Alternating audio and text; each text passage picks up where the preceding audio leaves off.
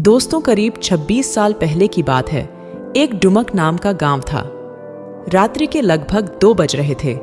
14वीं के चांद की चांदनी पहाड़ियों पर बिखरी पड़ी थी। चारों तरफ एक अनजान सी शांति फैली हुई थी जो रात को और रहस्यमयी बना रहा था। अचानक काले बादलों ने चांद को अपने आगोश में ले लिया।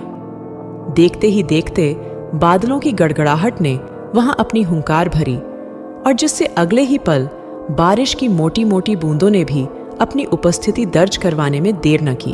अचानक से बादलों का इतने जोरों से कड़कना और बारिश का इतने जोरों से बरसने से लोगों के मन में अनायास ही संशय के बादल उमड़ पड़े।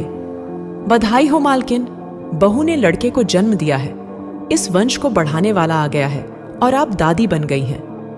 दाई ने जैसे ही यह खबर राधिका नौटियाल को सुनाई, उसकी आंखों से आंसू की धारा अनायास ही फूट पड़ी। अरुणिमा बहू बेहोश हो गई है, पर घबराने की कोई बात नहीं। खुशियां मनाओ मालकिन, लल्ला भयो है। दाई के इन 4-5 शब्दों ने पूरे घर को खुशियों से सराबोर कर दिया था। राधिका नौटियाल ने अपने गले में पड़े एक मोती की माला को अपनी हथेली से जकड़ा और गले से बाहर निकालने से पहले ही अपने हाथ को रोक लिया और मन ही मन में खुद से बोली, हे रुद्रनाथ, ये कैसी विडंबना है। समझ नहीं आता कि मैं आने वाले वंश की खुशी कैसे मनाऊं। अभी कल के सदमे से पूरी तरह नहीं उबरे हैं कि तूने फिर से संशय में डाल दिया। यह सोचती हुई वह कुछ क्षण रुक गई और अगले पल उसने अपने विचार बदले और अपने गले से मोती की माला दाई को देती हुई बोली, यह सब भगवान रुद्रनाथ की कृपा है। उसने एक माँ की गोद सूनी की तो दूसरे की भरने में देरी नहीं की। उसकी महिमा वो ही जाने। वह दौड़कर उस कमरे में गई जहां उसकी बहू ने उसके पोते को जन्म दिया था, पर अगले ही पल उसके चेहरे के रंग अनवरत बदलने शुरू हो गए। पर यह लड़का रो क्यों नहीं रहा है? लल्ला, ओ लल्ला। दाई बिजली की फुर्ती से दौड़कर वहां आई और नवजात शिशु को जांचती हुई बोली, मालकिन, लल्ला रोवत नहीं है। राधिका ने झट से उस नवजात शिशु को अपनी छाती से लगाया। मुझे पता है मुझे क्या करना है। तू यहीं रुक जब तक मैं वापस आ ना जाऊं और इसके इस दशा की खबर किसी को कानो कान न हो। दाई को सख्ती से यह नसीहत देती हुई राधिका अपने पोते को लेकर तेजी से महल से निकल पैदल भागे जा रही थी और बड़बड़ाए जा रही थी कि महादेव ऐसा नहीं कर सकते, महादेव ऐसा नहीं कर सकते। एक गलती की इतनी बड़ी सजा नहीं दे सकते। अपने पोते को हाथ में पकड़े तेजी से वह एक घने जंगल की ओर बढ़ चुकी थी।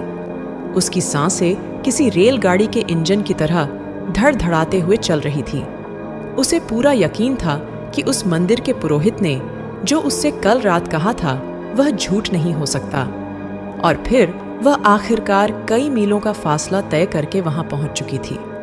पुरोहित को देखते ही राधिका बोल पड़ी, बाबा, बचा लो हमारे कुल को उस श्राप से। देखो ये कैसा ग्रहण लगा है मेरे कुल पर। मेरा पोता बाबा, मेरा पोता। हम जानते थे राधिका, हम जानते हैं। हमने तब भी कहा था और अब भी हम अपनी बातों पर अडिग हैं और इसका प्रबंध हम पहले से ही कर चुके हैं। ले आओ उसे और रख दो महादेव के चरणों में। पुरोहित बोले। राधिका ने उसके ऐसा कहते ही उस नवजात शिशु को महादेव के चरण में रख दिया। उस बाबा ने भगवान शिव की मूर्ति से त्रिशूल को निकाला और उस शमशान भूमि पर महादेव की मूर्ति के ठीक सामने उस त्रिशूल की मदद से एक बड़ा सा गोला बनाया। राधिका को वहीं रुकने का इशारा कर वह उस गोले में चला गया। उसके पास एक अजीब किस्म का तराजू था जो शायद इंसानी हड्डियों से निर्मित था। उसने उस त्रिशूल को सख्ती के साथ जमीन में गाड़ दिया और उस पर तराजू को टिका दिया। उसने मृत पड़े शिशु को उठाया और तराजू के एक पाले पर रख दिया। पास में ही एक छोटी सी बकरी का बच्चा था। उसने उसे उठाया और दूसरे पाले में रख दिया। लेकिन अगले ही पल तराजू का वह पाला ऊपर उठ गया जिस पे नवजात शिशु को लिटाया था। उस गहरे अंधेरे से घिरे उस शमशान में बने महादेव के मंदिर में सिर्फ एक हवन में जलती आग का प्रकाश बिखरा हुआ था।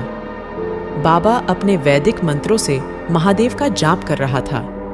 उसने पहले से ही हवन और अन्य पूजा संबंधी चीजों की पूर्ति कर रखी थी। ऐसा लगता था मानो वो सब पहले से ही जानता था। उसने कोई मंत्र को पढ़ना शुरू किया। शायद वह महामृत्युंजय का पाठ कर रहा था लेकिन उसके पढ़ने का तरीका और उसका अनुक्रम काफी अलग था। उसने अपना सिर जमीन पर टिकाया हुआ था तो पैर आसमान की तरफ। अगले ही कुछ क्षणों बाद वहां तेज तेज आंधियां चलने लगी। उसने हाथों का सहारा लेते हुए अपने सिर के बल चलना शुरू किया और उस तराजू के 7 चक्कर लगाने के बाद फुर्ती से अपने पैरों पर पलट गया। यह सब उसने इतनी फुर्ती से किया कि राधिका को कुछ पल तो समझ में ही नहीं आया। उसने वहां पास में पड़े महादेव की मूर्ति से फूल उठाया और नवजात रुद्र के शव के माथे पर रख दिया। उसके ऐसा करते ही रुद्र और बकरी के बच्चे का पाला एकदम समानांतर हो गए। वह दौड़ते हुए मंदिर के अंदर गया और एक कटार अपनी हाथों में लेकर आया। उसने झट से बकरी के बच्चे को उठाया, लेकिन आश्चर्य तराजू का पलड़ा अब भी समान था। उसने झट से बकरी के बच्चे का सिर उसकी धड़ से लग कर दिया। अगले ही पल तेज धारा से निकलता लहू महादेव के चरणों में रखे उस बच्चे पर जा गिरा।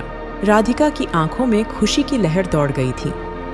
कुछ देर पहले तक जिस सन्नाटे ने उस शमशान को अपनी आगोश में ले रखा था, अब वही शमशान उस बच्चे की रोने की आवाज से गूंज उठा था।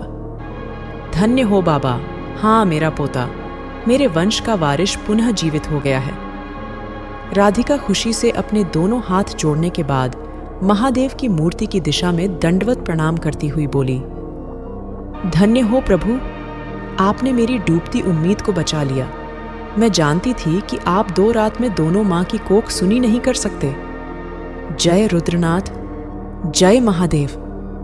लेकिन जैसे ही राधिका वहां से जाने लगी तो उस बाबा ने उसे रोका और कहा, बुढ़िया रुक जा। उसके ऐसा कहते ही वो रुक गई। यह मत भूलना कि यह जीवित पैदा नहीं हुआ था। इसका नया जन्म महादेव की तरफ से मिला हुआ भेंट है, तो ये एक कर्ज भी है। यदि उसने महादेव की अवहेलना की तो उसकी जान पर बन सकती है। मगर मैं तो घबराती क्यों है?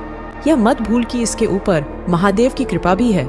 इसलिए जब यह किसी बड़ी मुसीबत में होगा तो महादेव स्वयं इसकी रक्षा करेंगे। लेकिन क्या बाबा? निसंदेह यही तेरे वंश को श्राप से मुक्ति भी दिलाएगा। यह अपने गांव में भी कभी रहने के लिए तैयार नहीं होगा, परंतु जब इसे महादेव गांव वापस बुलाएंगे तब इसकी उम्र का योग विषम होने वाला होगा। जब वो वहां उपस्थित होगा तब तुझे इसके जन्म वाले दिन से लेकर इसके उम्र के अंकों के योग के बराबर वाले दिन तक महामृत्युंजय यज्ञ करवाना होगा। तभी उसे अपने उस कर्ज से मुक्ति मिलेगी जिसे महादेव ने इसे आज दी है। इस पर भगवान रुद्र की कृपा है, इसीलिए इसका नाम आज से रुद्रेश्वर हुआ। दोस्तों, कहानी कैसी लगी कमेंट करके जरूर बताएं। वीडियो को लाइक और अपने दोस्तों के साथ शेयर करें।